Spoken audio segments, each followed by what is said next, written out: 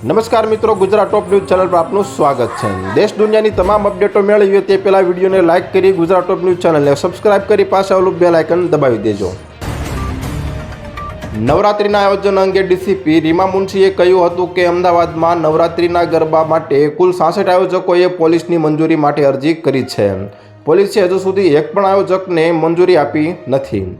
Police ગરબાના ground પર રૂબરૂ મુલાકાત કરશે। આયોજકો પાસે ફાયર એનઓસી છે કે નહીં તેમજ ગરબા તેમજ પાર્કિંગ વિસ્તારમાં સીસીટીવી છે કે નહીં તેવા તમામ નિયમોના પાલન બાદ પોલીસ દ્વારા મંજૂરી આપવામાં આવશે।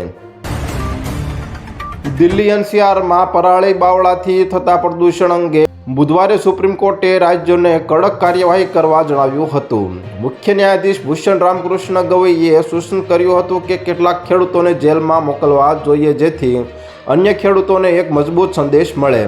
કોર્ટે જણાવ્યું હતું કે ખેડૂતોનું સન્માન છે પરંતુ તેમના કારણે તેઓ પર્યાવરણને નુકસાન પહોંચાડી શકે નહીં। શિક્ષણ જગતને શરમજનક બનાવતી એક અત્યંત ચોંકાવનારી ઘટના આંધ્રપ્રદેશના ચિત્તૂર જિલ્લામાં બની છે।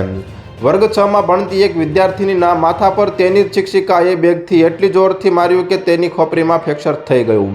આ ઘટના બાદ વિદ્યાર્થિનીની હાલત ગંભીર છે અને તેના માતા પિતાની ફરિયાદના આધારે પોલીસે આરોપી શિક્ષક અને શાળાના પ્રિન્સિપાલ સામે કેસ નોંધીને તપાસ હાથ ધરી છે। ગુજરાતમાંથી ચોમાસાની વિદાયની શરૂઆત થઈ ગઈ છે। ભુજ અને ડીસામાંથી નક્ષત્રના ચોમાસાએ વિદાય લીધી છે। હવામાન વિભાગે ચોમાસાની વિદાયની શરૂઆત થયાની જાહેરાત કરી છે। અપેક્ષિત તારીખ કરતાં એક અઠવાડિયા પહેલાં ચોમાસાની વિદાયની શરૂઆત થઈ ગઈ છે। 16 જૂને રાજ્યમાં ચોમાસાની એન્ટ્રી થઈ હતી જ્યારે 16 સપ્ટેમ્બરથી એક્ઝિટ થઈ છે। રાજ્યમાં હજુ પણ સામાન્ય વરસાદની શક્યતા છે। એક સપ્તાહમાં આખા ગુજરાતમાંથી ચોમાસું વિદાય લઈ શકે છે। જૈશ એ મોહમ્મદના આતંકવાદી કમાન્ડર ઇલિયાસ કાશ્મીરીએ એક કબૂલાત કરી છે જેનાથી પાકિસ્તાનમાં આતંકવાદ અંગે મોટો ખુલાસો થયો છે।